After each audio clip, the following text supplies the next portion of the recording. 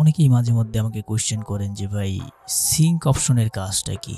এই যে সিঙ্ক, তো সিঙ্ক অপশনের কাজ এখানে একজন খুব সুন্দরভাবে বলছে, যার কারণে আমি আপনাদেরকে একটু পড়ে শোনাবো।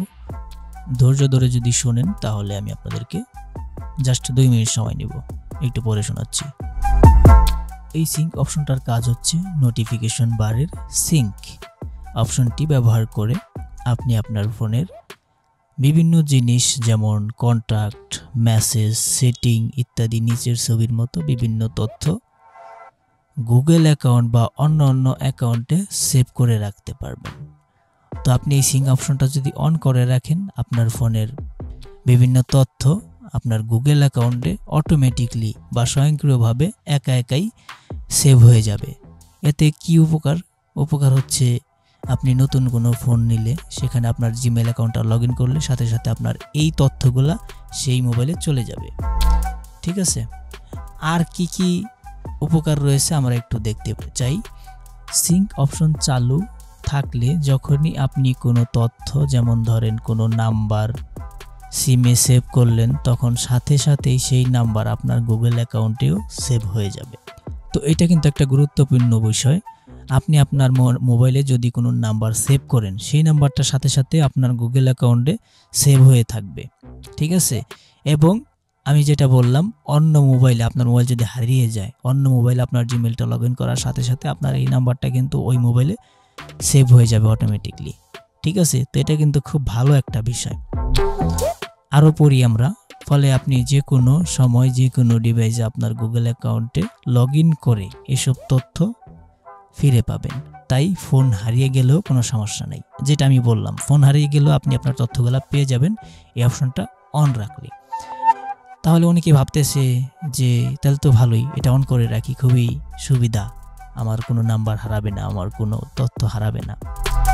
এখানে একটা অসুবিধা রয়েছে, অসুবিধাটা একটু শুনে যান। এই যে দেখেন নিচে বলে দিছে, কিন্তু এর কিছু অসুবিধা আছে। যেমন মোবাইল ডাটা ইউজার হয়ে থাকলে বড় ফাইল সিঙ্ক হওয়ার সময় প্রচুর ডেটা বা এমবি নষ্ট হবে। তাই আমি ড্রাইভের সিঙ্ক অফ করে রেখেছি। তো এখানে বিষয়টা হচ্ছে, আমাদের মোবাইলে সব ছোট ফাইল কিন্তু থাকে না, অনেক বড় ফাইলও থাকে। সেগুলা অটোমেটিকলি যদি সিঙ্ক হয় বা গুগলে আপলোড হতে থাকে, আর আপনি যদি মোবাইল ডাটা ইউজ করে থাকেন, মনে করেন আপনার এমবি কম, 1 জিবি এমবি ভরছেন কিছু কাজ করার জন্য, তখন কি হইল, এই গুগল ড্রাইভে সিঙ্ক হওয়া শুরু হয়ে গেল, আপনার এমবিটা শেষ হয়ে গেল, আপনার এমবি নষ্ট হয়ে গেল। ঠিক আছে, এই জন্য আপনার একটু সচেতন থাকা উচিত। যদি আপনি মনে করেন যে না আমি ওয়াইফাই চালাই, তাহলে কোনো সমস্যা নেই, আপনি অন করে রাখতে পারেন। আপনার গুরুত্বপূর্ণ সব ফাইল অটোমেটিক্যালি গুগল ড্রাইভে আপলোড হয়ে থাকবে। এখন কথা হচ্ছে, এখানে উনি আরেকটা কথা বলছে যে আমি ড্রাইভের সিঙ্ক অফ করে রাখছি। গুগল ড্রাইভের একটি অপশন আছে, ড্রাইভের যে সিঙ্ক অপশনটা সেটা অফ করে রাখার জন্য, বা আপনি এখান থেকেও অফ করে রাখতে পারেন।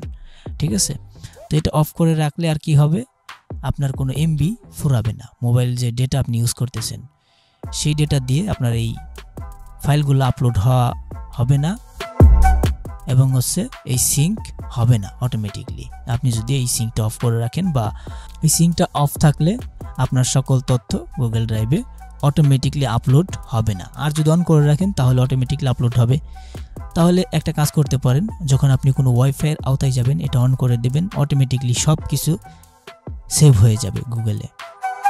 এতে একটা উপকার আপনার আছে, যখন আপনি নতুন ফোন নেবেন তখন কিন্তু আপনার এই সিঙ্ক করার জন্য সেই ফোনে আপনার সকল তথ্য, সিমের যত নাম্বার সেগুলা, তারপর ফোনের টুকিটাকি তথ্য সেগুলা সব কিন্তু আপনার নতুন মোবাইলে চলে যাবে যদি ফোন হারিয়েও যায়।